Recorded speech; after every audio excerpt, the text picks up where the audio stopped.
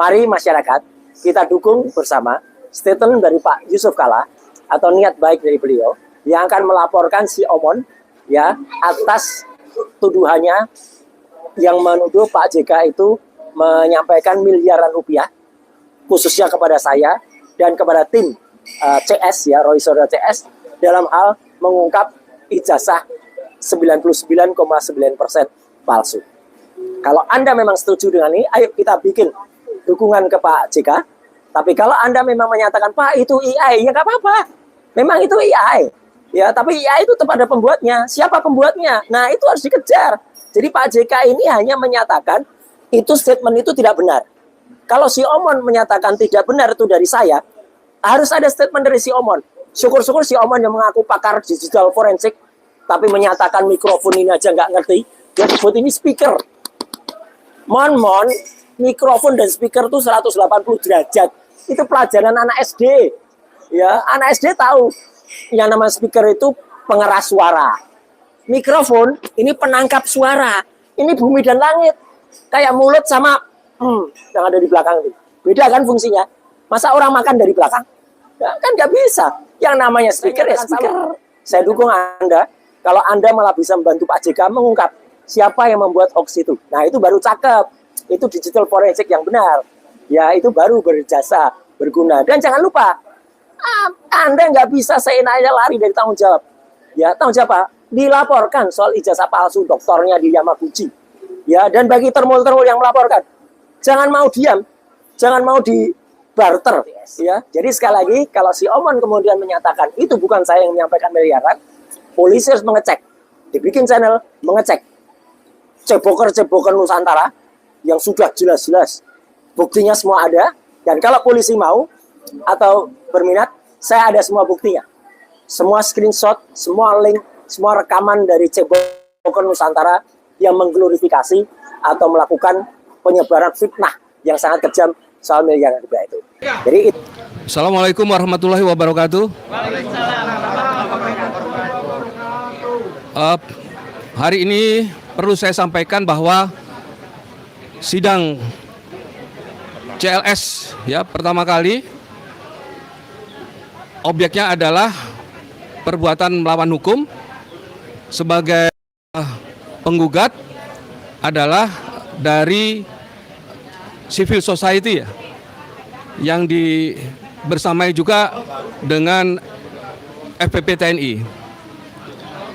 Hari ini sebetulnya di sidang perdata gugatan perbuatan melawan hukum itu akan dimulai jam 10. Pemberitahuannya jam 10, tapi sampai jam berapa ini? 11.20. Sampai jam 11.20 belum ada tanda-tanda akan dimulai sidangnya. Ya, kita harap pengadilan lebih bisa mengatur manajemen waktu. Jangan seenaknya aja.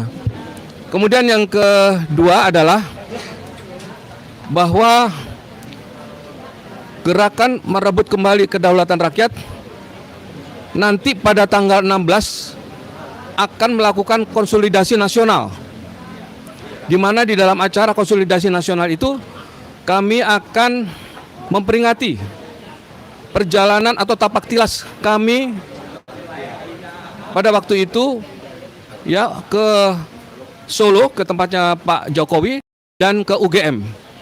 Jadi kita sudah 1 tahun ini melakukan verifikasi terhadap ijazah Jokowi, baik itu ke UGM maupun ke Pak Jokowi sendiri, sudah 1 tahun.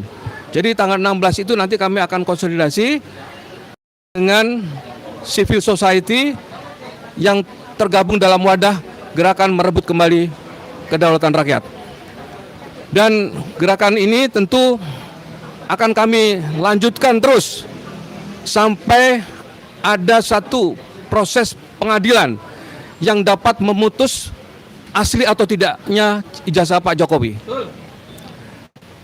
Pengadilan pun tidak boleh ragu ketika bukti-bukti ijazah itu harus menjadi bukti yang diserahkan ke pengadilan. Tidak boleh ragu ketika harus minta ijazah asli atau ijazah yang ada di Pak Jokowi untuk dihadirkan di ruang sidang pengadilan. Dan itu hakim mempunyai kewenangan penuh untuk meminta itu. Jadi hakim jangan juga takut atau melihat situasi seperti ini. Dan kami harap hakim benar-benar mempunyai putusan yang adil. Tidak lagi melihat orang-orang yang berperkara ini siapa. Kami tentu sebagai gerakan yang akan tidak berhenti sampai dengan putusan pengadilan memberikan putusan yang seadil-adilnya. Jadi kita akan ikuti dari tingkat pertama tingkat pertama banding, kasasi, dan peninjauan kembali. Kita akan ikuti itu.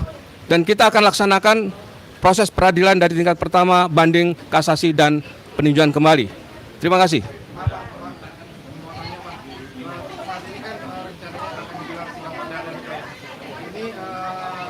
Persiapannya apa dan bisa diulas kembali tidak Pak? Ini gugatannya apa aja Pak? Gugatannya jadi gini, di persidangan pertama hari ini proses persidangan perdata, gugatan kami dari CLS ini adalah perbuatan melawan hukum. Kami melihat bahwa penerapan yang dikenakan terhadap Roy ini awalnya ya, itu tidak sesuai dengan apa kesalahan yang dibuat oleh Roy itu sendiri. Kami melihat di dalam menangani suatu perkara atau manajemen perkara, Polda Metro Jaya sangat serampangan kalau menurut saya. Ya. Jadi menggunakan pasal-pasal yang tidak sesuai menurut kajian kami. Karena pasal-pasal yang dikenakan kepada RRT ya, saya katakan RRT, saya dengar soalnya si Rismon belum dicabut, enggak. Sampai hari ini Rismon masih tersangka statusnya. Jadi RRT. Jadi sampai hari ini ya mengenai penetapan tersangka terhadap RRT itu menggunakan pasal-pasal yang diatur dalam Undang-Undang Nomor 11 tahun 2008. Tahun 2008. Jadi yang disangkakan adalah pasal 27, 28 ayat 1, 32 dan 35. Tentu ini menjadi persoalan buat kami semua karena pasal-pasal, kalau saya katakan pasal-pasal yang disangkakan terhadap RRT ini adalah pasal-pasal selundupan ya, yang harusnya tidak bisa dikenakan ke mereka. Karena apa? Mereka ini kan peneliti. Mereka ini peneliti. Apakah seorang peneliti bisa dikenakan dengan pasal-pasal yang diatur di dalam Undang-Undang 11 tahun 2008? Mereka melakukan penelitian itu sesuai dengan keahlian, pendidikan, latar belakang. Jadi bukan sembarangan orang yang melakukan penelitian tanpa didasari dengan keahlian. Pertanyaannya sekali lagi, apakah seorang ahli, seorang peneliti bisa dikenakan dengan Undang-Undang ITE yang pasalnya saya sebutkan tadi? Ini persoalan yang harus kita selesaikan. Ini persoalan yang harus kita dudukkan dalam koridor pasal-pasal yang benar, bukan asal menentukan pasalnya, tetapi ada indikasi ya untuk membela seseorang. Kalau ada indikasi untuk membela seseorang, tentu ini menjadi concern kita semua bahwa kalau nanti ini terjadi bukan hanya kepada RRT, tetapi juga kepada orang lain.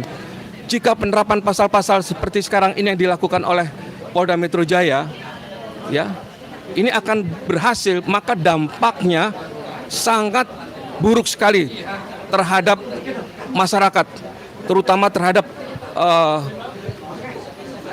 terhadap peneliti-peneliti atau ahli-ahli yang mengadakan atau mengkaji suatu persoalan yang akan diungkapkan di dalam kepentingan masyarakat secara keseluruhan. Demikian dari saya.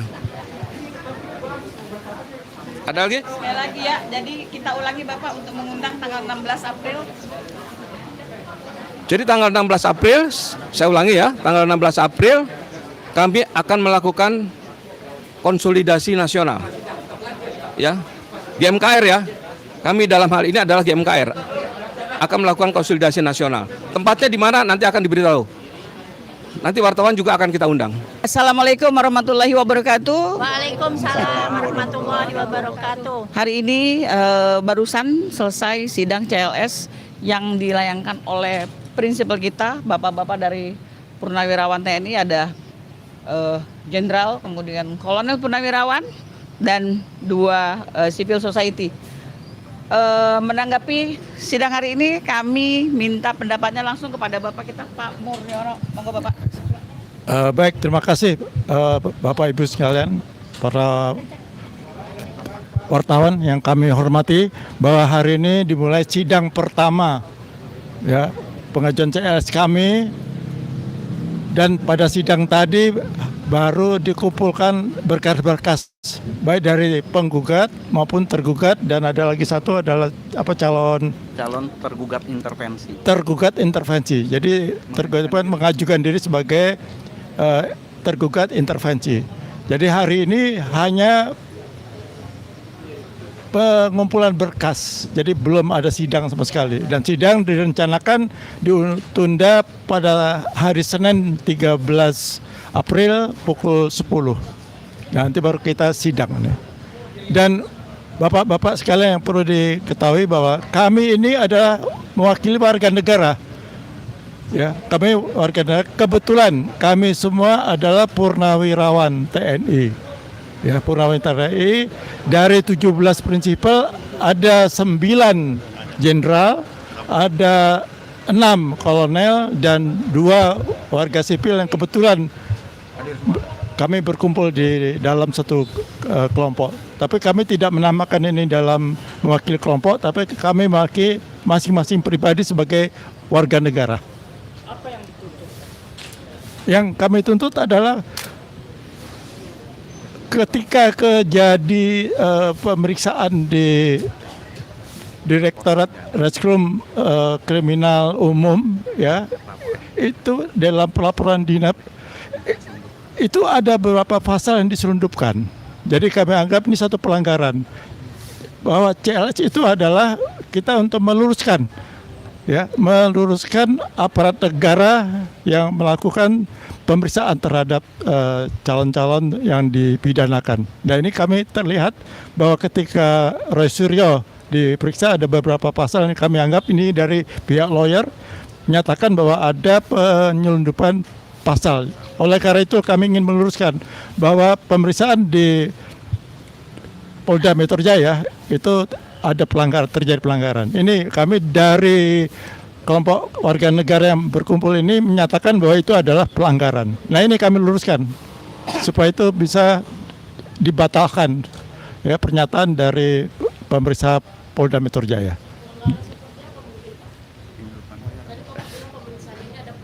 Ya, penyelundupan pasal. Nanti inti dari itu mungkin lawyer yang bisa bicara. Jadi biar saya tidak salah. Jadi kami itu hanya menyatakan keprihatinan, ya, sebagai warga negara bahwa di dalam pemeriksaan itu terjadi pelanggaran, terjadi penyelundupan pasal. Dan penyelundupan pasal yang mana itu nanti adalah dari lawyer yang akan bicara, biar lebih tepat.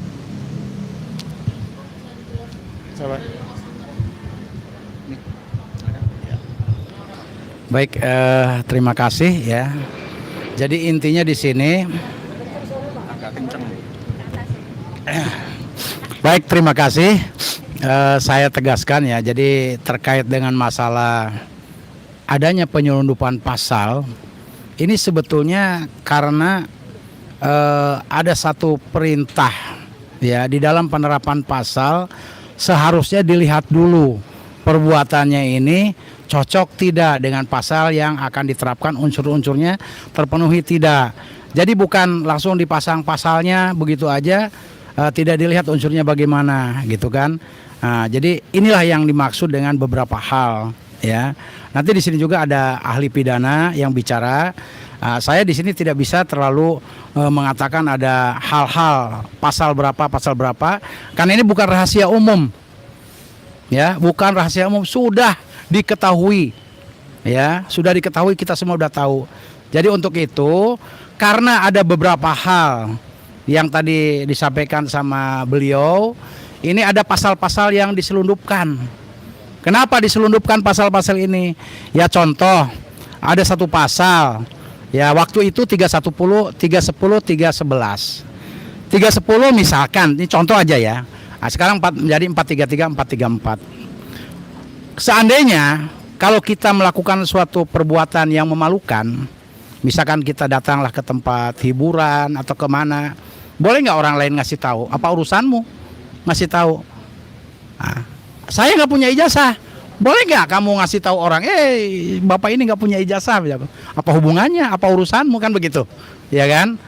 Nah, kalau yang 311 barang buktinya ada, ijazahnya ada, tapi dibilang, wah nggak punya ijazah dia. Nah, baru itu namanya apa? Fitnah, kan gitu ya. Itu salah satu contohnya. Ya banyak yang lainnya, karena kita ini baru mulai nih, baru legal standing ya, baru legal standing. Nanti kita akan masuk lagi beberapa hal, karena di dalam citizen lawsuit ini bukan berbicara tentang mengenai pasal-pasal, bukan itu. Ada suatu kebijakan itu harus diperbaiki, gitu loh. Jangan menyakiti orang, kebijakan itu. Jangan merugikan orang lain, jangan merugikan warga masyarakat, warga negara.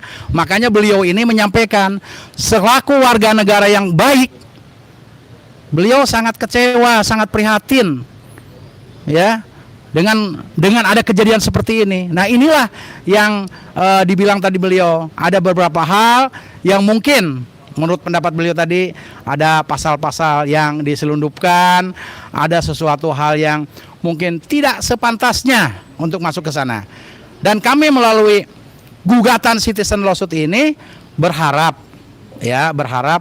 ada perubahan. Artinya tolonglah jadi orang ya memerintahkan atau menerapkan suatu pasal kepada siapapun warga negara yang benar aja. Ya. Gitu loh, yang benar aja. Jangan dicari wow yang hukumannya terberat. Bila perlu mungkin yang sangat-sangat menyakitkan seperti itu, ya. Nah, inilah kita hanya memohon ya, merubah kebijakan itu yang terbaik untuk warga negara, untuk masyarakat. Ya, hanya minta itu. Dan kita juga tidak menuntut banyak kok. Ya, kalaupun nanti dimenangkan dalam pengadilan, kita hanya menuntut ganti ruginya cuma 100.000. 100.000 dari sini ke Cirebon nyampe nggak cukup kan? 100.000 gitu loh. Kita nggak ini. Yang penting ada perubahan untuk negara ini. Nah, kalau sekarang terjadi kerusakan, kalau ada kebijakan yang salah, dijadikan jurisprudensi, dibenarkan untuk kemudian hari, yang dirugikan siapa? Yang dirugikan nanti semuanya, jadikan dasar kesananya seperti itu.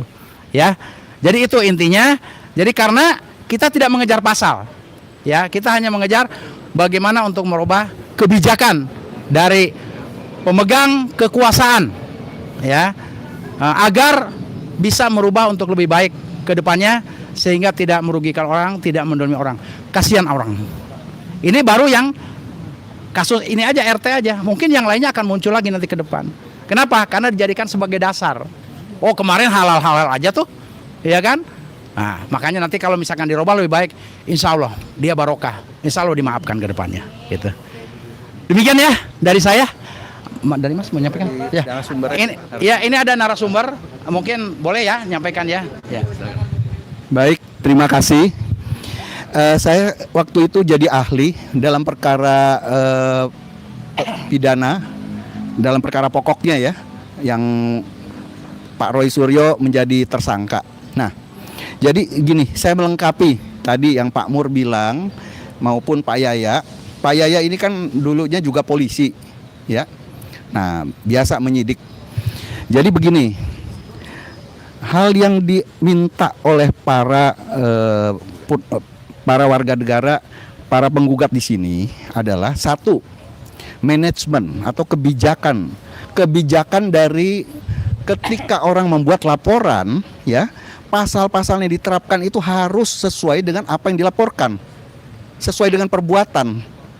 Kalau yang dilaporkan adalah penggelapan, ya, tiba-tiba pasalnya menjadi pembunuhan, kan nggak masuk akal itu, ya. Nah, sekarang ini waktu itu kita melihat video, saya diperlihatkan video juga, ya kan, oleh orang-orang bahwa waktu itu Pak Jokowi keberatan. Dia merasa saya direndahkan serendah-rendahnya, dihina sehina-hinanya. Artinya di sana dia merasa dicemarkan nama baik. Nah, kemudian ada pasal-pasal Undang-Undang ITE yang dimasukkan. Khususnya saya bahas contohnya pasal 35 Undang-Undang ITE. Undang-Undang ITE itu unsurnya adalah setiap orang yang memanipulasi, melakukan perubahan, mengedit dan sebagainya dari dokumen atau informasi elektronik sehingga menyebabkan informasi atau dokumen itu menjadi otentik. Nah, kalau kayak begitu kan berarti tidak sesuai dengan yang dilaporkan. Kalau gitu harusnya diterima kasih kepada Pak Roy Suryo dan kawan-kawan. Karena apa? Dirubah menjadi otentik dokumennya. Ya kan? Jadi asli seolah-olah. Nah, harusnya terima kasih dong. Tapi ancamannya 12 tahun, bisa ditahan. Nah, itulah namanya penyelepan hukum. Ya, pasal 32 ayat 1. Ya, itu adanya orang yang merubah, mengakses, ya kan, merubah, memanipulasi, menambah, mengurangi, ya, satu informasi atau dokumen elektronik. Ya. Nah, itu juga harusnya ada dokumen yang diambil dari Pak Roy Suryo. Itu ada nggak narasi dari Pak Jokowi waktu bikin laporan? Kan nggak ada. Nah, kalau nggak ada, kenapa dimasukkan pasal ini? Kemudian ditransmisikan. Pak Roy Suryo tidak pernah mentransmisikan apa-apa. Harusnya ada narasi ketika dalam laporan polisi. Ini kan kalau kita lapor polisi kan harusnya ada tim konseling nih. Mereka tim profesional yang menentukan pasal-pasal. Lah, ini kok pasalnya jadi acak kadut semuanya. Nggak jelas. Nah, inilah yang digugat, keprihatinan dari Pak Mur dan kawan-kawan yang nantinya diajukan oleh tim kuasa hukum Pak Yaya di sini. Ya, jadi saya memberikan satu penjelasan sebenarnya apa sih ini keprihatinan.